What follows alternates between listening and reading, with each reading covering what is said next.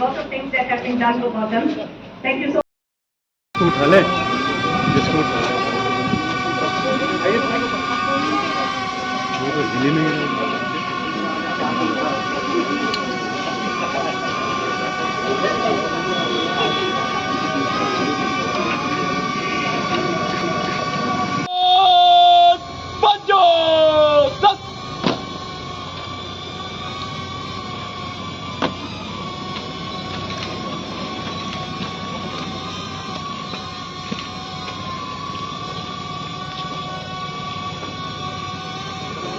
দেশৰ বাবে শ্বহীদ হোৱা আমাৰ সকলোৰে গৌৰৱ কেপ্টেইন গৌৰৱ শৰ্মাৰ প্ৰতিমূৰ্তি আজি আলোকপাত কৰিব পাই মই নিজকে বহুত গৌৰৱান্বিত অনুভৱ কৰিছোঁ।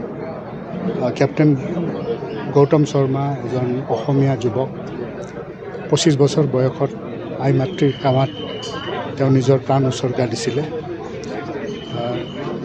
নিজৰ দেশৰ সেৱাত যিবোৰে প্ৰাণ উচৰ্গা দিয়ে তেওঁলোক সদায় অমৰ হৈ থাকে।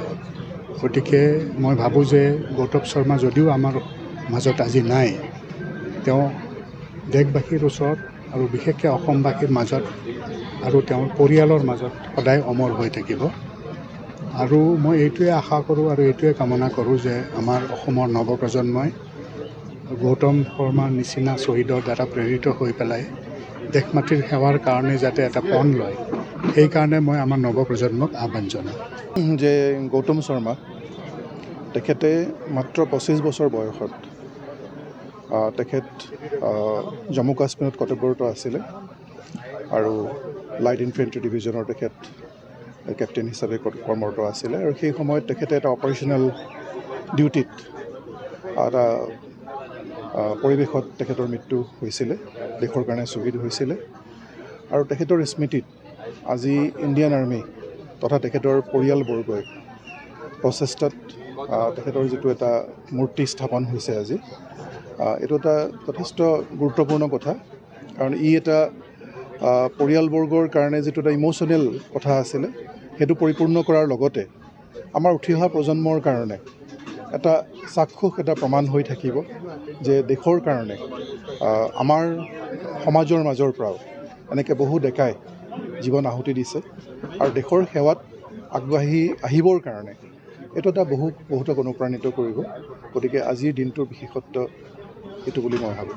মামণি শৰ্মা আৰু তেখেতৰ পিতৃ গৌতম শৰ্মাৰ পিতৃ প্ৰফুল্ল শৰ্মা, তেখেতসকলে মই এবছৰ আগতে এটি দায়িত্ব অৰ্পণ কৰিছিলে যে আবক্ষ মূৰ্তি বনাব লাগে। দেশৰ কাৰণে প্ৰাণ আহুতি দিছিলে গৌতম শৰ্মাই আৰু 1 বছৰ সম্পূৰ্ণ কংক্ৰিটৰে, আপোনালোকে নিশ্চয় দেখিছে 11 ফুট উচ্চতাৰ সম্পূৰ্ণ ৰড চিমেণ্টেৰে, মাধ্যম চিমেণ্টেৰে আমি এই কামটো কৰিছোঁ। আৰু ইতিমধ্যে আমাৰ 1 বছৰৰ পৰিকল্পনা কাম আজি একদম শেষৰ মুহূৰ্ত, ইতিমধ্যে আপোনালোকে প্ৰতিষ্ঠা হৈ গৈছে আৰু ভাল লাগিছে। কাৰণ দেশৰ কাৰণে এজন প্ৰাণ আহুতি দিয়া এজন জোৱানক আমি এনেধৰণে আমাৰ হাতেদি জীৱিত কৰিব পৰাটো সেইটো আমাৰ কাৰণে এটা পৰম প্ৰাপ্তি।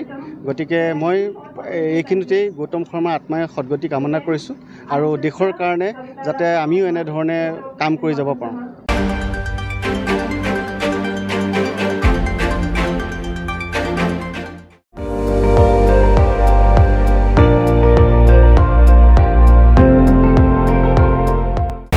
আপুনি চাই আছে ND24, সৰ্বশ্ৰেষ্ঠ নহয় সৰ্বোত্তমৰ দৌৰ।